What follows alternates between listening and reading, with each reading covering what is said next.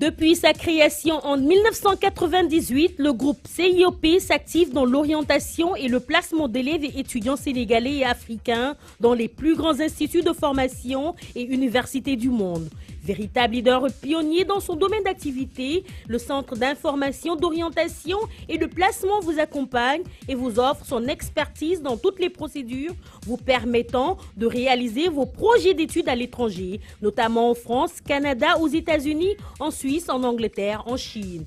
Pour tout renseignement, appelez au 33 821 66 66 ou rendez-vous au CIOP 45 rue de Thiong, Angle Lamine Gueye, près du rond-point Sandaga. Ensemble, construisons votre avenir.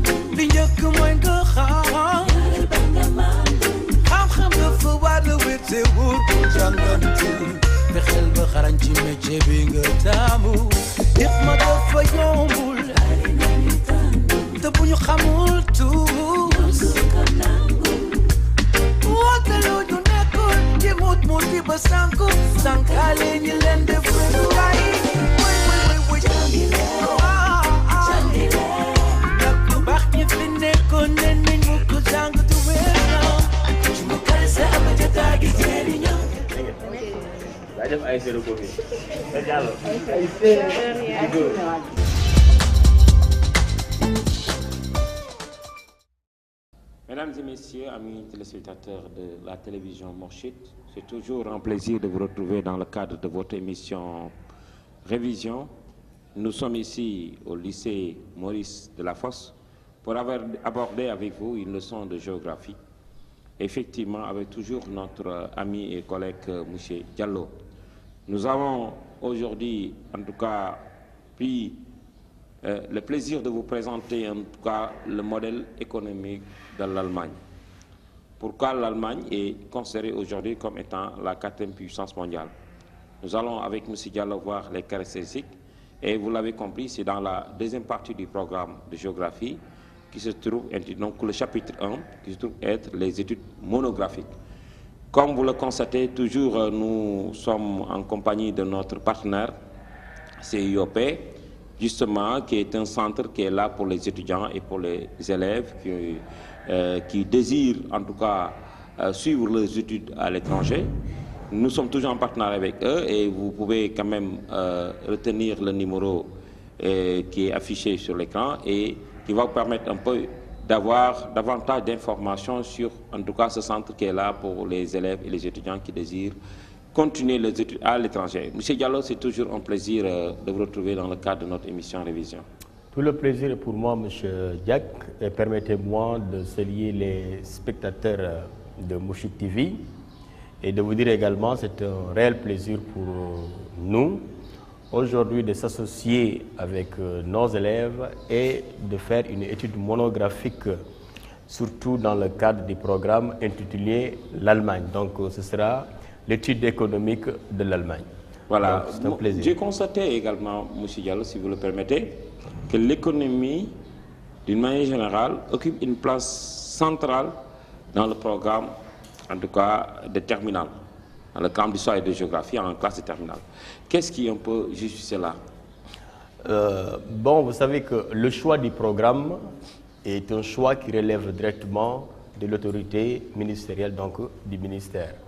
Alors, dans le programme maintenant d'histoire et de géographie, nous avons la partie géographie, surtout en terminale, qui est consacré à ce qu'on appelle les études monographiques, donc qui est un peu spécifique à la géographie économique, qui de façon générale aille du cas spécifique de l'Amérique du Nord avec l'ALENA, puis les États-Unis, le cas également spécifique de l'Europe avec l'Union européenne et un cas spécifique tel que celui que nous allons voir aujourd'hui, le modèle économique allemand, puis de l'Asie-Pacifique, du Japon, de la Chine et enfin de l'Afrique et du Sénégal.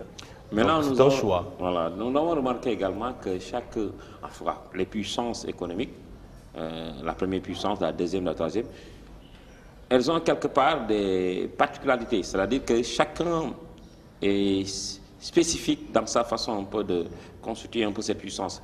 En tout cas, leur économie ont des bases un peu diversifiées. Est-ce que vous pouvez revenir un peu sur la spécificité effectivement de ces modèles économiques? Ce sont des spécificités qui aujourd'hui doivent véritablement être un tremplin ou bien des exemples à partir desquels on peut étudier également tirer enseignement. Tirer enseignement parce qu'aujourd'hui nous avons des économies ternes qui méritent aujourd'hui réflexion mais aussi action.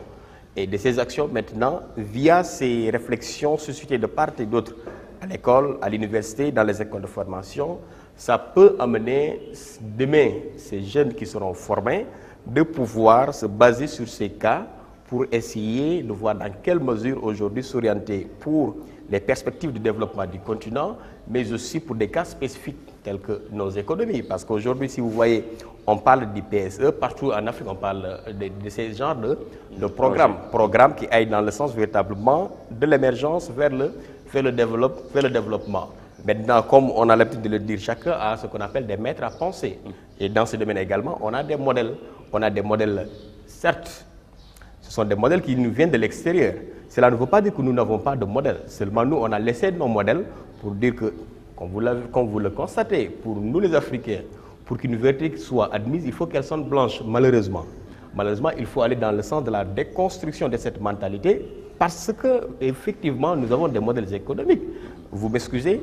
Par exemple, le modèle Mouride, c'est un modèle économique qui mérite réflexion et voir dans quel cas on peut s'approprier de ce modèle pour véritablement s'engager dans cette logique.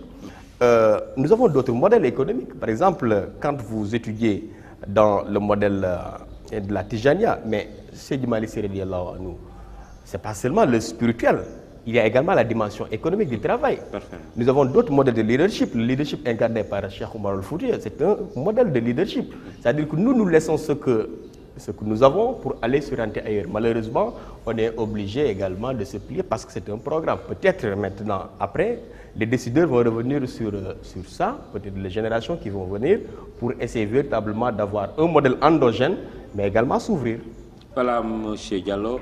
Mesdames et messieurs, donc aujourd'hui, il est question de parler un peu du modèle économique de l'Allemagne, comme vous l'avez constaté, et nous allons insister davantage avec M. Diallo sur les caractéristiques. Qu'est-ce qui fait aujourd'hui que l'Allemagne est la quatrième puissance mondiale? M. Diallo, nous allons vous laisser donc le soin de revenir en détail sur ces questions-là. Merci beaucoup, M. Diak. Aujourd'hui, nous allons aborder une question de la géographie économique très importante liée à ce qu'on appelle les études monographiques. Alors, nous allons déjà, n'est-ce pas, amorcer la leçon qui va s'intituler les études économiques ou bien l'étude économique de l'Allemagne. Donc, l'étude économique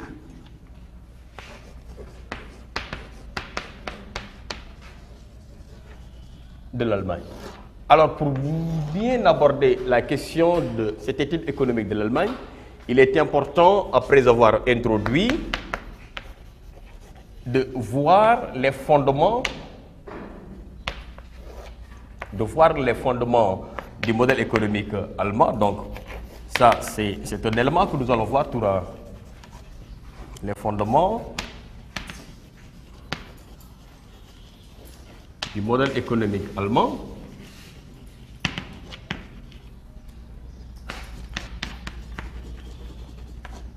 Ensuite, dans ce modèle économique que nous allons voir, on va disséquer cette partie en 2 ou 3 éléments que nous allons voir tout de suite. Mais il est important d'abord de comprendre la localisation, la situation de l'Allemagne. Parce que quand on regarde l'Allemagne, l'Allemagne est localisée au cœur de l'Europe. Toute chose est pourvue de cœur. Le cœur de l'Europe, c'est l'Allemagne. Donc l'Allemagne est localisée au cœur de l'Europe. Et pour autant, l'Allemagne aujourd'hui, c'est un pays qui compte près de 82,7 millions d'habitants. 82,7 millions d'habitants.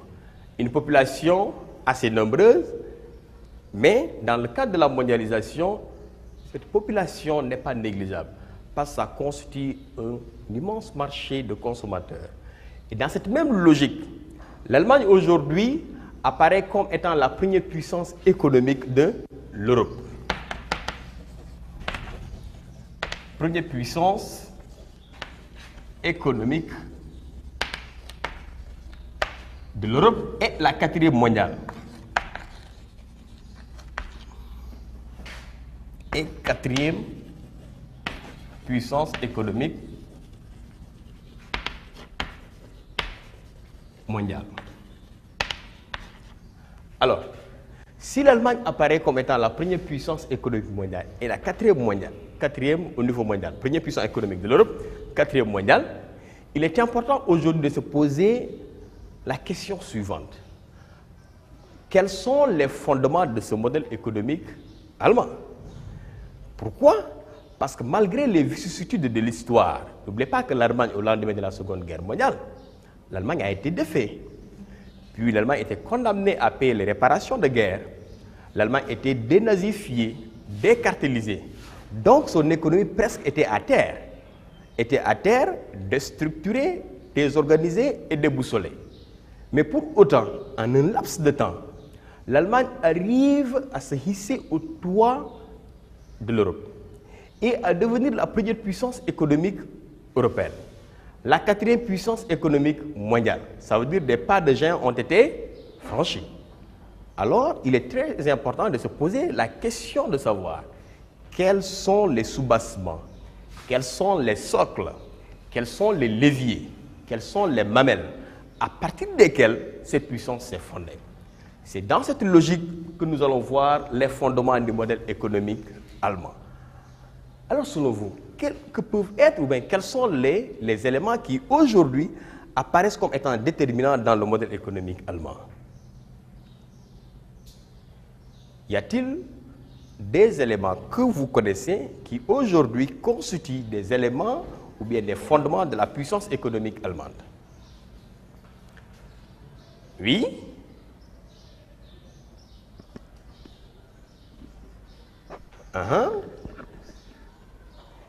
Oui, Minko, Marie Minko.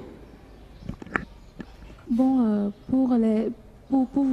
pour exemple, des éléments qui caractérisent l'économie allemande, je pourrais citer par exemple, premièrement, le dévouement.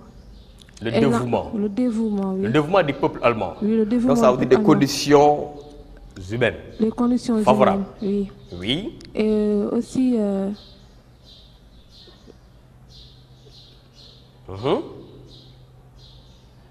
sur le plan industriel. Oui. Oui, l'Allemagne, elle a contribué aussi beaucoup sur le plan industriel avec les machines, beaucoup de choses, quoi, franchement. D'accord. Ça veut dire les conditions naturelles favorables à une industrialisation, mais aussi à une production. Oui. Donc, comme premier élément ici, on peut dire des conditions naturelles et humaines.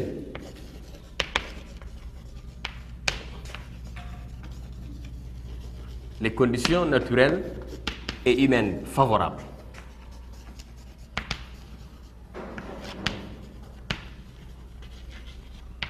Oui. Un autre élément qui constitue des fondements du modèle économique allemand, en dehors des conditions naturelles et humaines favorables. Conditions naturelles, ça veut dire que la nature a été généreuse au point qu'aujourd'hui, le sous-sol allemand regorge de ressources naturelles capables de booster son économie. Donc, après une industrialisation, on a ce qu'on appelle des ressources naturelles qui peuvent être utilisées par les industries pour être transformées. Aussi, il y a des conditions humaines favorables. Nous allons les exploiter tout de suite. Il y a aussi la position géographique de l'Allemagne. Regardez, ici au niveau de la carte. J'avais dit en introduisant que l'Allemagne est localisée au cœur de l'Europe. Si l'Allemagne est localisée au cœur de l'Europe, ça veut dire que l'Allemagne aussi bénéficie d'une position géostratégique extrêmement importante qui permet d'avoir des fluctuations commerciales avec l'Europe, les pays européens, mais aussi avec le reste du monde. Donc, on peut dire ici une position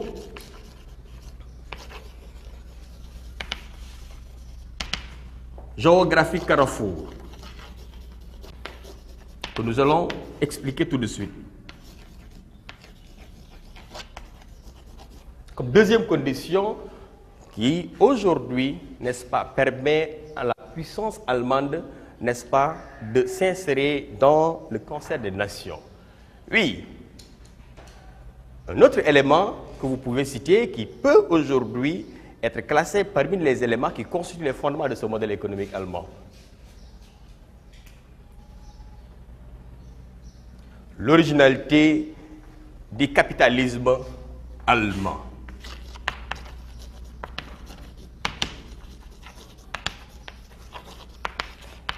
L'originalité du capitalisme allemand.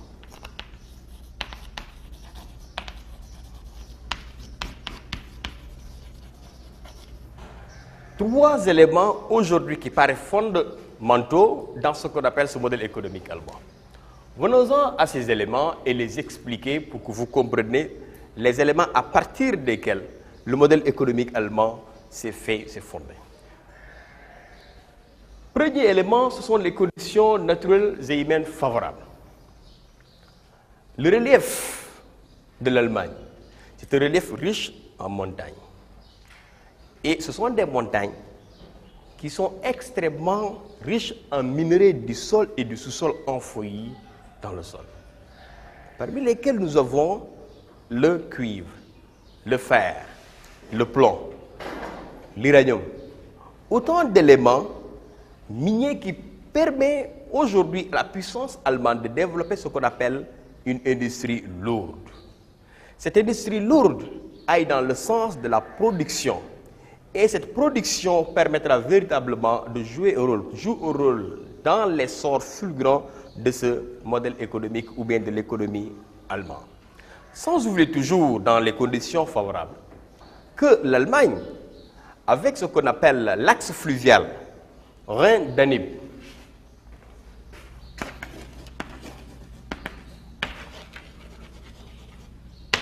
parce que n'oubliez pas, l'Allemagne c'est trois fleuves, c'est le Rhin, Danube et l'Elbe.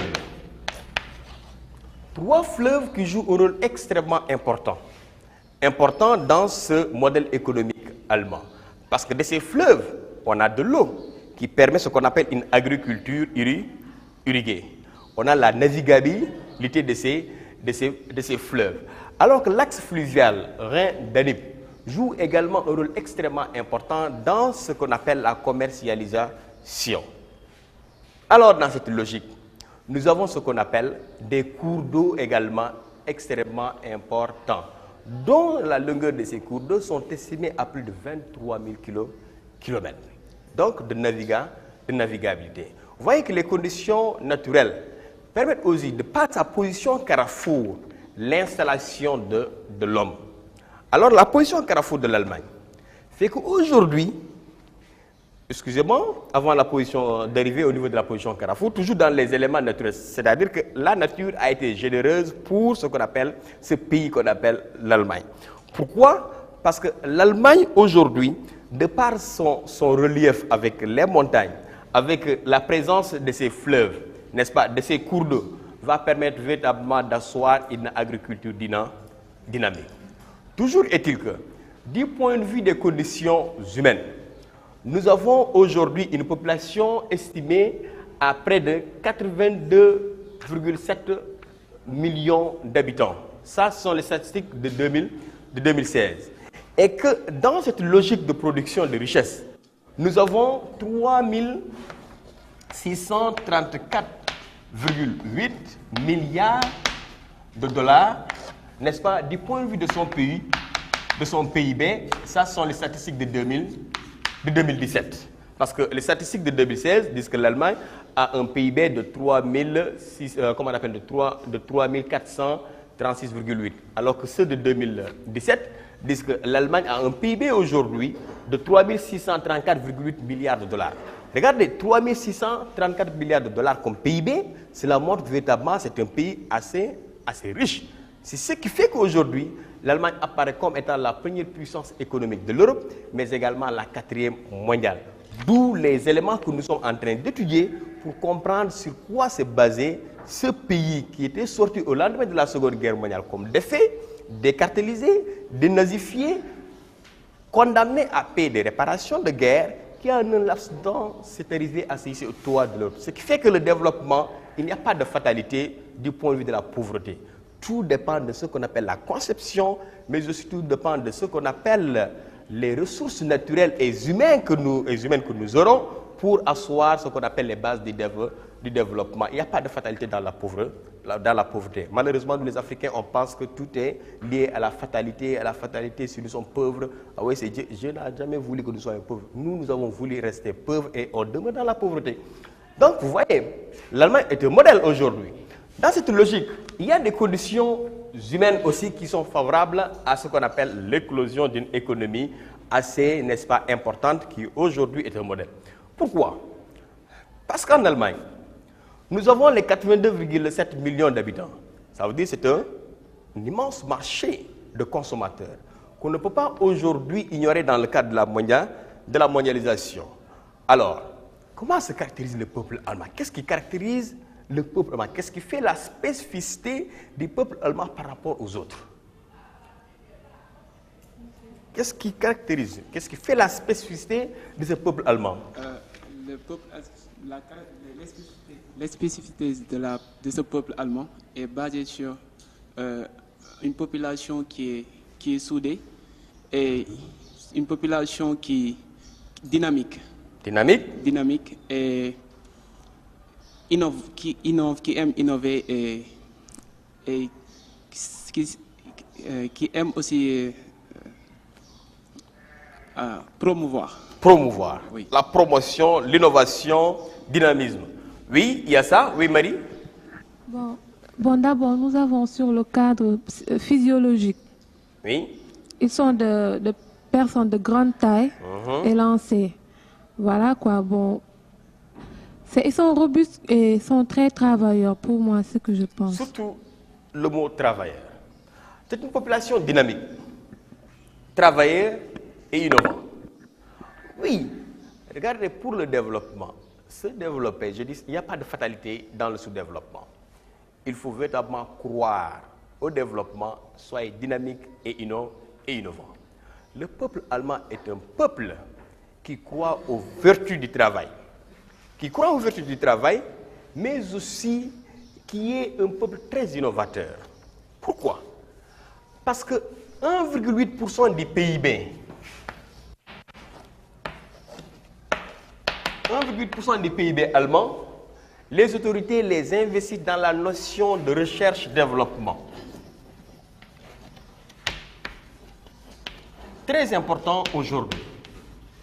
Malheureusement, nous, on a tendance, quand je dis nous, maintenant je parle des Africains, les Sénégalais en particulier, même si rarement on entend même cette expression, n'est-ce pas, que les gens en parlent dans les grandes rencontres.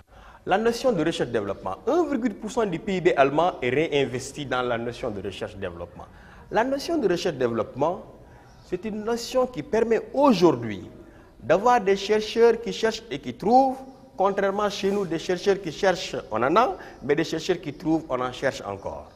Alors ça veut dire quoi? Ça veut dire que les Allemands, ils aillent dans le sens de l'innovation, de la formation et du renouvellement. Parce qu'ils ont compris qu'aujourd'hui, l'économie mondiale, c'est une économie qui n'a plus pour cadre ce qu'on appelle le territoire des États. C'est une économie globalisée, un monde en compétition, Si maintenant nous sommes dans un monde en compétition, il faut ce qu'on appelle les meilleurs. Maintenant, les meilleurs, ce sont ceux-là qui recherchent, qui trouvent, qui innovent, et par conséquent, vous voyez aujourd'hui la production du point de vue industriel, du point de vue technologique, du point de vue même aujourd'hui du matériel. Presque chaque semaine, il y a une nouvelle gamme, qui sort, une nouvelle série, téléphonie, ordinateur, etc. Donc ça, c'est l'innovation dans la notion de recherche et développement. L'État investit dans la formation des ressources humaines, l'État investit dans ce qu'on appelle l'innovation, et par conséquent, il y a ce qu'on appelle un consensus fort entre les travailleurs et l'État. Partenariat fort entre l'État et les entreprises, entre les travailleurs et l'État. Il y a rarement de grèves en Allemagne. Pourquoi? Parce qu'ils ont en face d'eux des autorités qui comprennent les enjeux du moment, qui savent et qui s'ouvrent au dialogue, à la communication, et qui trouvent les questions sociales et qui les règlent. Malheureusement, nous avons, excusez-moi de l'expression, des autorités tête de roc. Ils ne comprennent rien, il faut toujours durcir le ton pour s'ouvrir au dialogue. C'est dommage. Grèves sont rares parce qu'il y a un consensus fort. Les gens sont formés, ils comprennent les enjeux de l'économie. Et l'État investit dans l'éducation et la formation. Malheureusement, ASC, recopié. Chez nous, c'est autre chose. Donc, il y a la formation des ressources humaines qui aille dans le sens de l'innovation, qui aille dans le sens de la recherche, qui trouve, qui innove, qui perfectionnent. Et dans cette logique, l'Allemagne reçoit, il y a 10 millions d'immigrés en Allemagne. Et ces immigrés sont en majorité turcs et ex-yougoslaves. N'oubliez pas aussi aujourd'hui qu'avec ce qu'on appelle le conflit syrien, il y a aussi ce qu'on appelle des immigrés, n'est-ce pas, syriens là-bas. Donc il y a près de 10 millions, n'est-ce pas, d'immigrants. Mais pas n'importe lesquels aussi. Parce que l'immigration, pour reprendre un peu l'expression de Sarkozy, l'immigration choisie, ça aussi, ça se comprend. Ça veut dire qu'en fonction des besoins du moment, on choisit ce qu'on appelle les meilleurs dont on a besoin pour asseoir les dynamiques du développement. Donc, du point de vue des conditions humaines, l'État allemand investit dans la formation de ressources humaines de qualité capables véritablement de s'approprier, n'est-ce pas, des concepts de développement et par conséquent de conduire cette vision. Parce que cette masse critique, elle est formée, elle comprend, elle innove et par conséquent le développement est au rendez-vous. Conditions humaines favorables. Le deuxième élément qui explique aujourd'hui la puissance de l'économie allemande, qui aujourd'hui est classée la première européenne, malgré les vicissitudes de l'histoire, et la 4e mondiale, c'est que la position géographique carrefour. Toute chose est pourvue de cœur. Le cœur de l'Europe, c'est l'Allemagne. Parce que quand nous regardons la carte de l'Europe, on voit l'Allemagne, sa position là où l'Allemagne est logée, sa localisation, on a l'impression que c'est le cœur de l'Europe. Alors, de cette position géographique, l'Allemagne s'ouvre sur 2 mers. C'est la mer du Nord et la mer Baltique.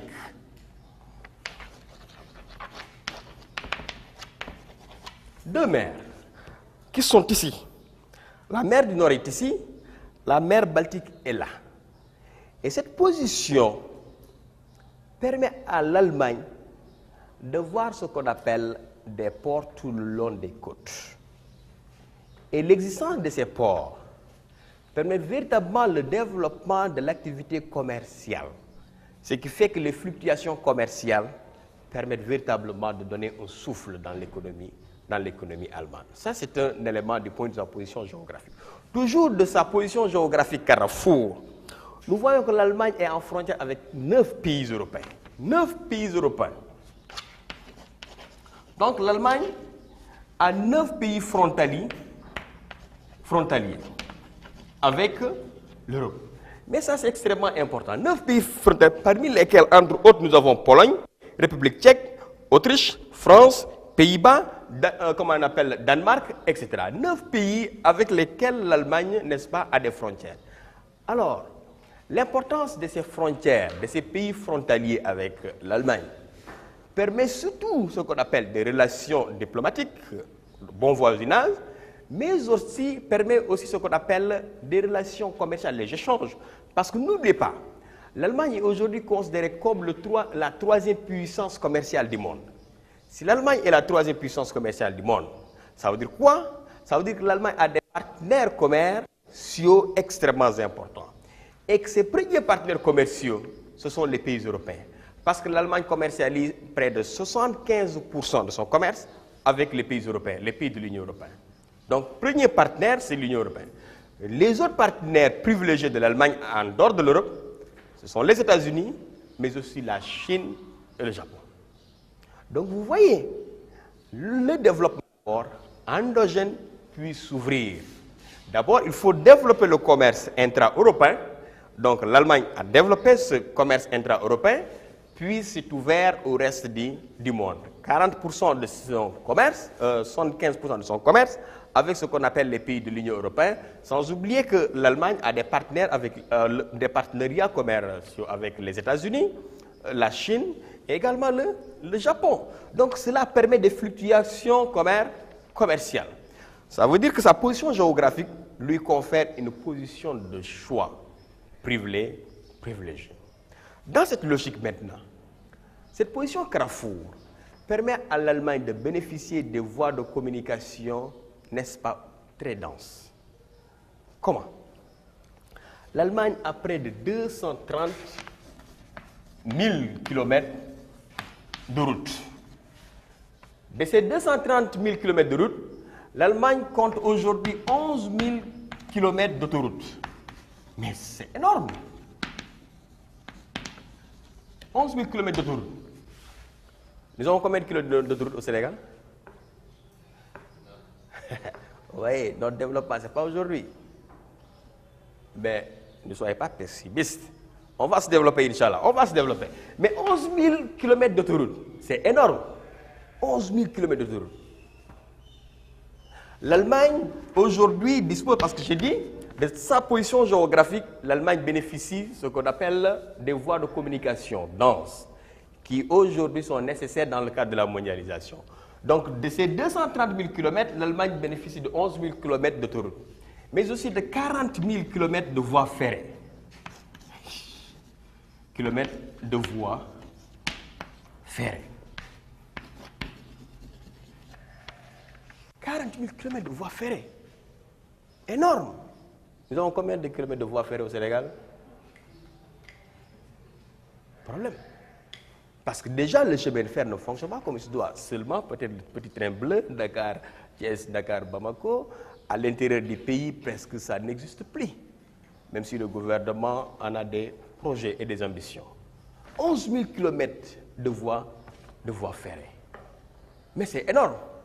L'Allemagne, c'est 13 aéroports internationaux.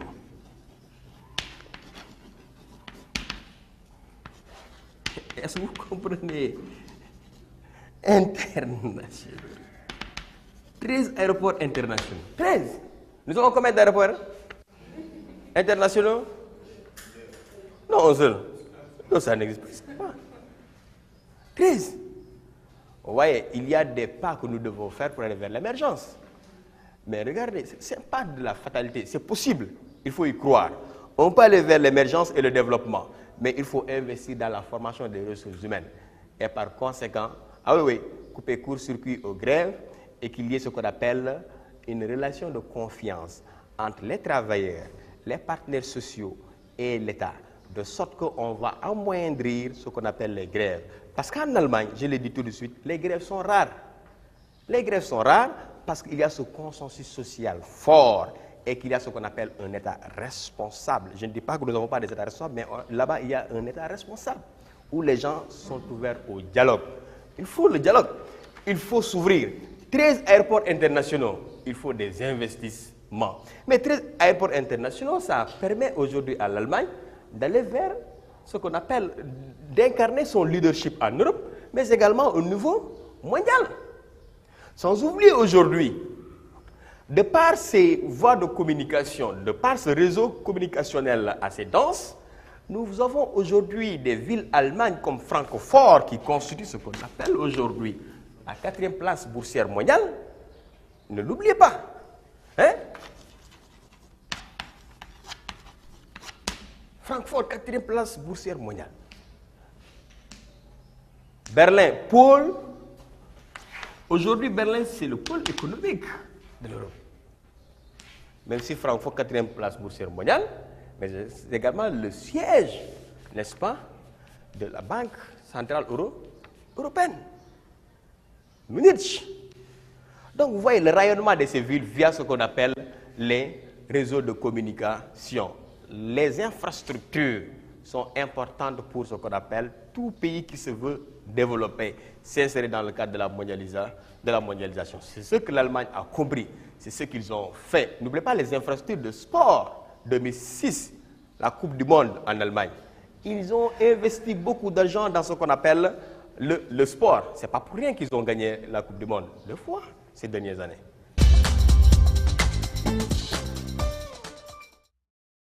Ah oui, il n'y a pas de secret. Il faut travailler et investir. Et par conséquent, travailler, mais pour travailler, il faut un consensus social fort. Et que l'État joue le rôle et arrête ce qu'on appelle la démagogie. Donc, du point de vue de la position géographique Carrefour, l'Allemagne, n'est-ce pas, bénéficie de ses réseaux de communication, de sa position géographique et géostratégique, qui fait qu'aujourd'hui, l'Allemagne, comme le poumon, comme le cœur de l'Europe, n'est-ce pas, impulse une dynamique, un souffle dans le développement européen et lui permet véritablement d'incarner un leadership certain. Dans cette logique, 4e, 3e élément qui fonde également la puissance économique allemande, c'est ce que nous appelons l'originalité du capitalisme allemand. De quoi s'agit-il quand on parle de l'originalité du capitalisme allemand? Nous tous, nous savons que le système capitaliste, le capitalisme est un système économique, mais basé sur quoi? Libre-échange, oui. Concurrence. Recherche surtout effrénée du profit, du capital et du gain. Mais les Allemands vont créer un système capitaliste qui leur est propre, qui répond à leurs besoins, qui prend en charge leurs préoccupations sociales, culturelles. Et c'est la raison pour laquelle je parle de ce qu'on appelle l'originalité du capitalisme allemand. Cette originalité du capitalisme allemand va associer ce qu'on appelle progrès économique et social. Progrès économique et social. L'association de ces deux éléments constitue un binôme fort et permet véritablement d'avoir le binôme banque-industrie. Oui. Binôme banque-industrie. Quand je parle binôme banque-industrie, ça veut dire quoi? De par ce qu'on appelle le capitalisme allemand, le capital, l'argent, ils vont véritablement faire en sorte qu'il y ait ce tandem entre les banques et les industries. Ça veut dire, de là maintenant, les banques vont investir dans l'industrie et développer ce qu'on appelle une industrie lourde. Et c'est ce qui explique aujourd'hui que certaines entreprises telles que Siemens, telles que Daimler-Benz, BASF, aujourd'hui constituent ce qu'on appelle des fleurons de l'économie allemande. Dans cette logique aussi, n'oubliez pas des voitures telles que, du point de vue automobile, Mercedes vont également constituer des éléments qui sont les fleurons de l'économie allemande. D'autres marques telles que Grimaldi constituent également d'autres éléments, d'autres marques, sans oublier dans le domaine du sport, Puma, Adidas. Donc ça veut dire que l'État, ça veut dire que le binôme entre banque et industrie vont véritablement permettre ce qu'on appelle l'éclosion d'une industrie allemande forte, dynamique, innovante et qui aille dans le sens de ce qu'on appelle la croissance économique et qui constitue aujourd'hui ce qu'on appelle des firmes multinationales qui s'appellent les Konzerns, n'est-ce pas, qui vont avoir une présence planétaire et vont jouer un rôle extrêmement important dans l'économie, mais surtout dans le PIB allemand. Dans cette logique maintenant, qui nous a permis aujourd'hui de voir le modèle économique allemand, les fondements, les caractéristiques de ce modèle économique allemand, il ne faut pas oublier que de ces éléments qui fondent aujourd'hui la puissance économique de l'Allemagne permettent aujourd'hui à l'Allemagne d'être la 3e puissance économique mondiale parce qu'elle est une puissance importatrice et exportatrice. Permet également à l'Allemagne d'avoir une économie agricole assez puissante, permettant à l'Allemagne d'asseoir les bases de son autosuffisance alimentaire et également de pouvoir exporter. Permet aussi à l'Allemagne d'être une grande puissance industrielle au sein de l'Europe, mais aussi dans ce qu'on appelle le monde. Donc voici résumé de façon succincte des éléments aujourd'hui qui aillent dans le sens d'expliquer les fondements de ce modèle économique allemand qui arrive à être la première puissance économique de l'Europe, mais également la quatrième puissance économique du monde. Pour autant, ce modèle économique a quelques difficultés, d'où les problèmes du modèle économique allemand que nous allons voir en seconde partie s'il n'y a pas de questions. Oui. Oui, Marie. Je voudrais que vous m'expliquiez ce que signifie le capitalisme boursier. Le capitalisme boursier. Alors, dans le capitalisme boursier, il y a bourses. Ce sont les bourses de valeur.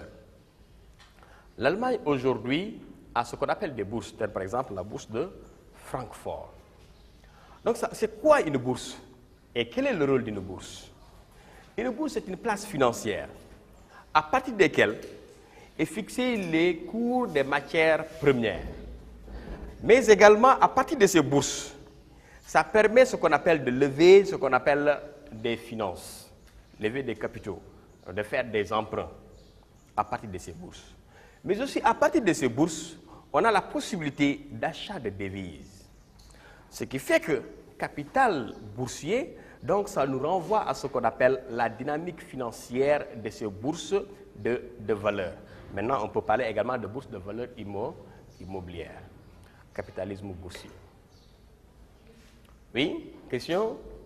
S'il n'y a pas de questions, on fait le link pour aller étudier directement les problèmes du modèle économique allemand. Donc, tout n'est pas rose dans l'actif de l'Allemagne. Ça veut dire qu'il y ait également, malgré que l'Allemagne arrive à être la première puissance économique de l'Europe et la quatrième puissance économique mondiale, l'Allemagne également rencontre des difficultés économiques. De ces difficultés économiques, il serait intéressant d'abord d'étudier les problèmes économiques. En deux volets, on peut étudier ce qu'on appelle les problèmes économiques.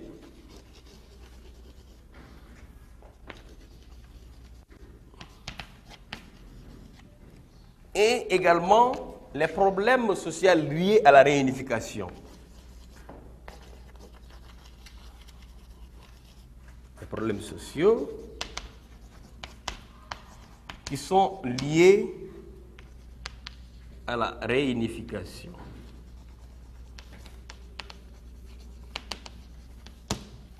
Par exemple, ça veut dire quoi?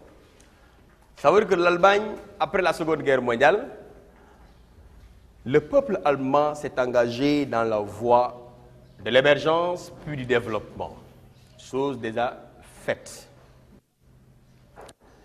Mais malgré les performances de ce modèle économique, l'Allemagne également a quelques difficultés économiques.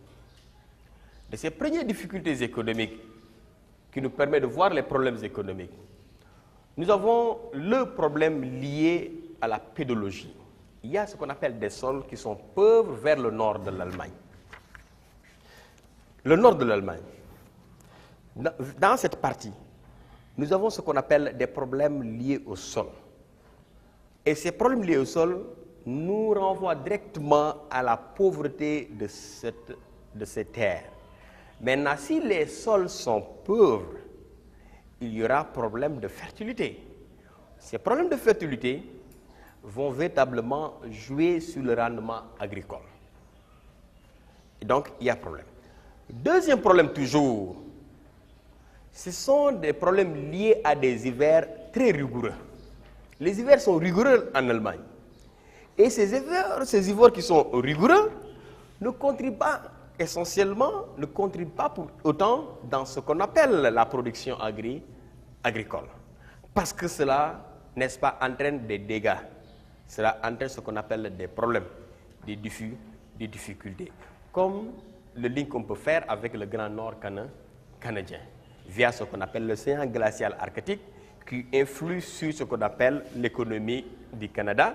Pourquoi? Parce que pendant les hivers qui sont frais et rigoureux, il y a ce qu'on appelle des déserts humains. Pourquoi? Quand je parle de déserts humains, ça veut dire que les densités de peuplement sont faibles pendant les hivers. Ça avoisine parfois même les 5 habitants au kilomètre carré. Parce que les gens ont tendance à fuir, n'est-ce pas, le Grand Nord canadien. That's the same également ici au niveau de l'Allemagne, dans la partie nord. Toujours dans les problèmes économiques de l'Allemagne, l'Allemagne souffre de la concurrence internationale aujourd'hui. Ah oui, n'oubliez pas que presque toutes les grandes économies du monde aujourd'hui ont des difficultés via la concurrence internationale. Et cette concurrence internationale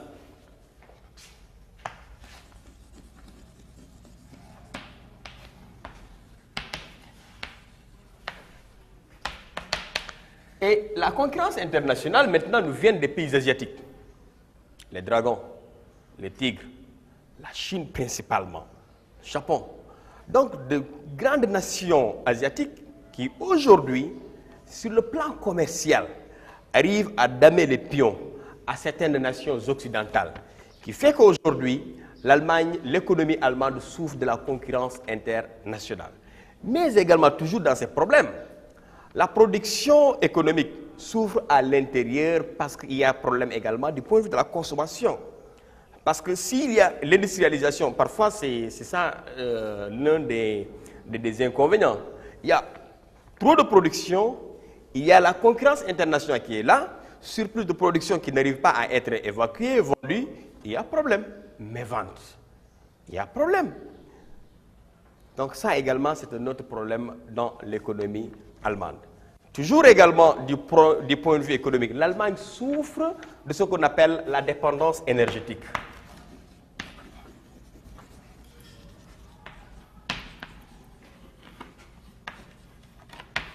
Il y a la dépendance énergétique. L'énergie, aujourd'hui, dans le Conseil des Nations, dans le cadre de la mondialisation, l'énergie est une source extrêmement importante. Parce que les usines, les industries, l'administration, les ménages fonctionnent à partir de l'industrie. S'il n'y a pas ce qu'on appelle une maîtrise énergétique, il y a qu'il y ait ce qu'on appelle une dépendance énergétique. Ça joue véritablement sur ce qu'on appelle la croissance économique. Parce que les entreprises n'arrivent plus à être performantes. Parce qu'également l'administration n'arrive plus à asseoir les véritables leviers du développement. On a besoin, ils utilisent. Parce que également les ménages ont besoin de l'énergie. Si je parle de ce qu'on appelle des hivers qui sont rigoureux, on a besoin de se réchauffer, par exemple, dans les ménages. On a besoin de cette énergie. Donc la dépendance énergétique va augmenter également les factures, va augmenter aussi ce qu'on appelle le budget de l'État qui est obligé d'investir, de subventionner pour véritablement arriver à contenir ce problème lié à la dépendance énergétique. Le pays également souffre. Souffre de quoi? D'un autre problème lié à la réunification du pays. N'oubliez pas que l'Allemagne, pendant longtemps, a eu ce qu'on appelle des problèmes. Problèmes liés à ce qu'on appelle une division de l'Allemagne depuis la guerre froide.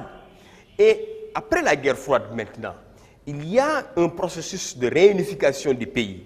Ce processus de réunification du pays n'arrive pas véritablement à être une réalité. Ce qui fait que l'Est et l'Ouest, il y a ce qu'on appelle un fossé, un gap qui sépare l'Est et l'Ouest. Et que, selon les statistiques, on a l'impression que la partie Ouest est beaucoup plus développée. On a l'impression que les travailleurs qui sont dans la partie Ouest sont bien rémunérés, sont bien pris en charge que la partie Ouest, qui aujourd'hui, il y a ce qu'on appelle une inégalité de développement entre la partie Est et Ouest. Voici, n'est-ce pas, résumé, ces quelques problèmes que rencontre aujourd'hui le modèle économique, comme on appelle allemand, sans oublier le vieillissement de la population. L'Allemagne, c'est une population vieillissante. Elle est vieillissante et cela également a un coût. La main-d'œuvre coûte cher. Et puisque la population elle est vieillissante, ils ont besoin de renouvellement. Donc, ils ont besoin surtout aussi de l'immigration. Donc, voici quelques éléments que je voudrais, n'est-ce pas, partager avec vous. Et je reste à votre disposition s'il y a quelques questions ou bien à M. Diack de reprendre la parole. Merci beaucoup. Oui. Bon, monsieur, moi je voudrais que vous reveniez un peu sur ce point. L'Allemagne souffre de l'international, de la concurrence. De la concurrence internationale. La concurrence internationale, oui. J'aimerais que vous reveniez pour qu'il soit plus clair. D'accord. Alors, M. Digo, merci. En fait, quand je dis que des problèmes aujourd'hui de l'économie allemande, il y a la concurrence internationale. L'Allemagne souffre de la concurrence internationale. Parce qu'au départ, le monopole du commerce était presque entre les mains des pays occidentaux. Mais il est arrivé, depuis vers les années 90, une nouvelle vague de contestation de ce leadership incarné par certains pays occidentaux, dont l'Allemagne, dont les États-Unis, etc. Donc ces nouveaux leaders qui émergent, il s'agit surtout des pays asiatiques, tels que la Chine, tels que les dragons, les tigres, Taïwan, Hong Kong, Singapour, etc., qui aujourd'hui ont déjà amorcé ce qu'on appelle les pas de l'émergence pour aller vers ce qu'on appelle le développement. Et dans cette logique maintenant, il y a ce qu'on appelle une industrialisation outrancière de ces nouveaux leaders asiatiques qui produisent des produits donc finis, destinés à la consommation puis à l'exportation.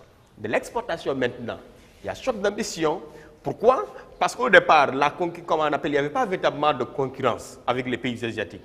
Donc, le monopole du commerce était entre les mains des Occidentaux, des pays occidentaux.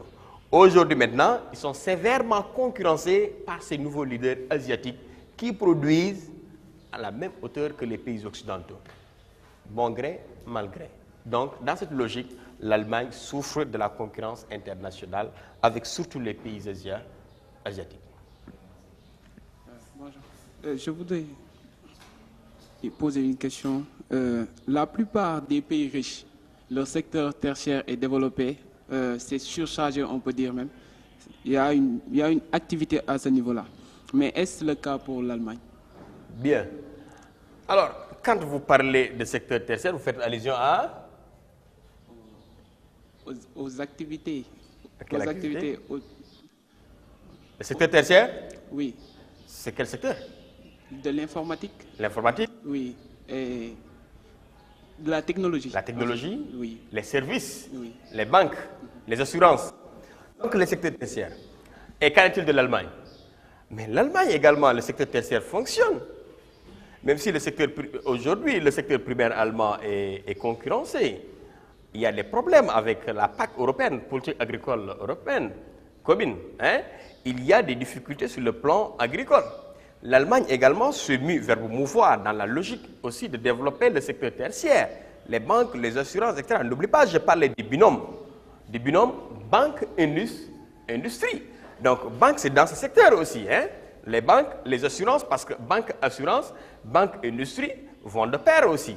Donc, l'Allemagne se mue dans cette logique de développer le secteur tertiaire, parce que c'est un secteur aujourd'hui qui attire beaucoup d'investissements, mais aussi qui permet véritablement un regain d'intérêt et aussi véritablement de permettre de booster l'économie. L'Allemagne n'est pas en reste dans cette logique. L'Allemagne véritablement investit dans le secteur tertiaire, les services, les banques, les assurances. Oui? Allez, recopier, vas-y. Ok. Pour moi, la question que j'aimerais poser, c'est qu'est-ce qu'on entend par les problèmes causés, les problèmes pédologiques. Pédologiques. Je n'ai pas bien compris ce que vous voudriez expliquer là-bas. Très bien. Alors, pédologie, ça nous renvoie aux problèmes liés à ce qu'on appelle les sols. Les sols, la terre. Vous savez, à partir de la terre, on développe ce qu'on appelle l'agriculture. N'est-ce pas? À partir de la terre, on développe l'agriculture et la production maintenant est utilisée pour véritablement être transformée, consommée sur place et après exportée. À partir de là maintenant, de la terre, la production, on développe ce qu'on appelle l'agrobusiness. L'agrobusiness est un secteur clé tout comme ce qu'on appelle la chimie, la mécanique, dans ce qu'on appelle la production des secteurs clés de l'économie allemande. Alors, je dis donc que l'Allemagne souffre de ce problème pédologique. Pourquoi? Parce que la partie nord de l'Allemagne, cette partie ici, nous avons ce qu'on appelle des problèmes parce que les sols sont pauvres.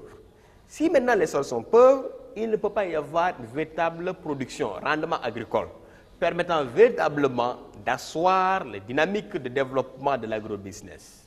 C'est ce que je veux dire. Également, c'est lié au relief.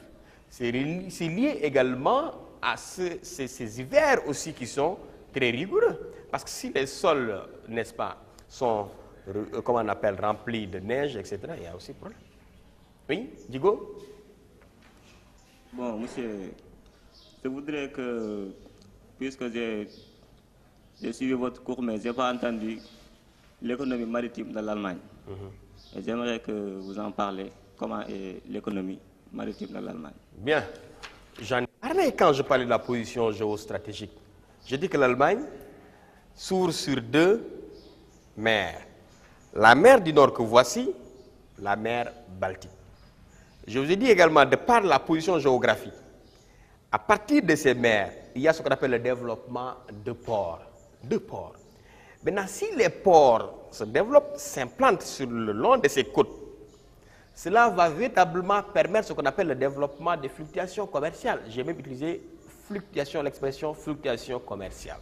Donc, à partir de ce qu'on appelle l'économie maritime, développement de ce qu'on appelle la pêche, développement de la production industrielle, développement également des échanges, des fluctuations entre l'Allemagne et les pays européens frontaliers, 9 pays frontaliers, parmi lesquels j'ai dit il y a l'Autriche, Danemark, Pays-Bas, la France, n'est-ce pas, etc.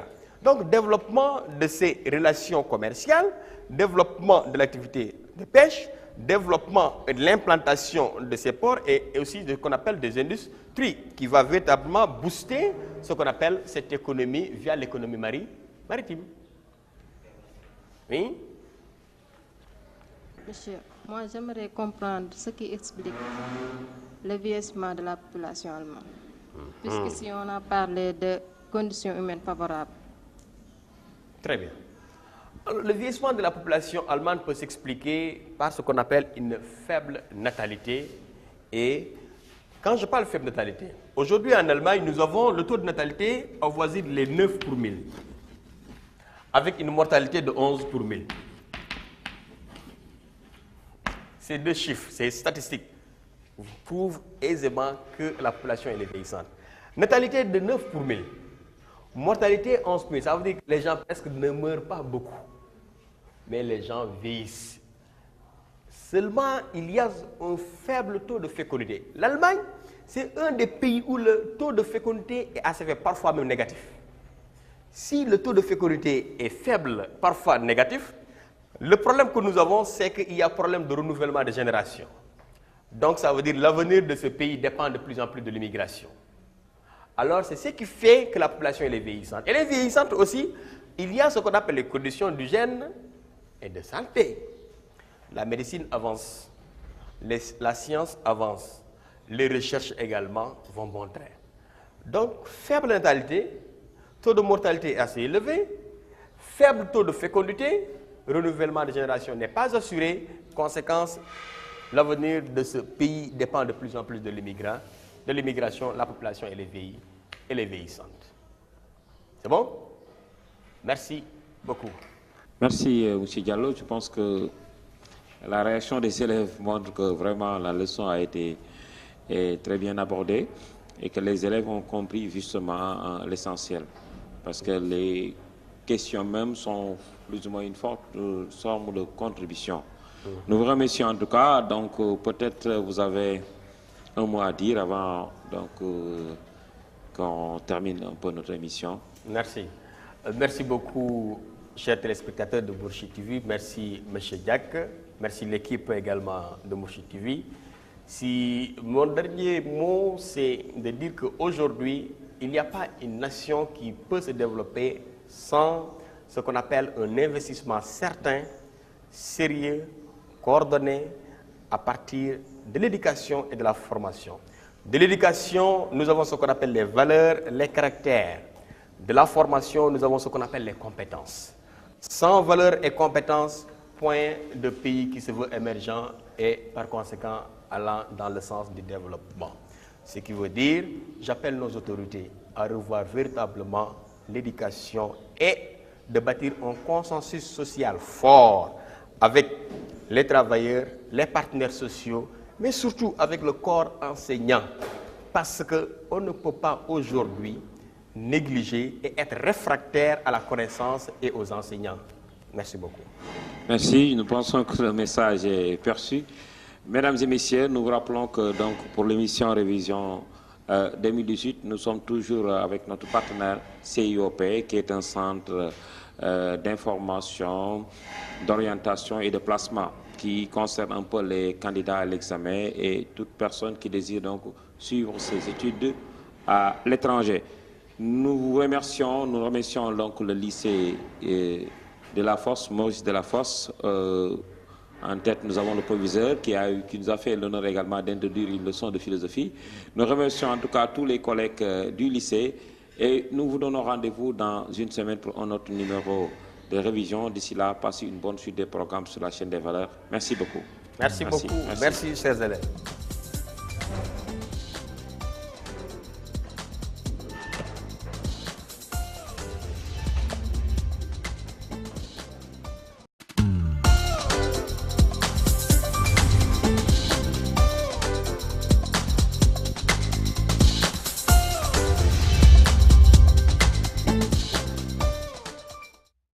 Depuis sa création en 1998, le groupe CIOP s'active dans l'orientation et le placement d'élèves et étudiants sénégalais et africains dans les plus grands instituts de formation et universités du monde. Véritable leader pionnier dans son domaine d'activité, le Centre d'information, d'orientation et de placement vous accompagne et vous offre son expertise dans toutes les procédures vous permettant de réaliser vos projets d'études à l'étranger, notamment en France, Canada, aux États-Unis, en Suisse, en Angleterre, en Chine.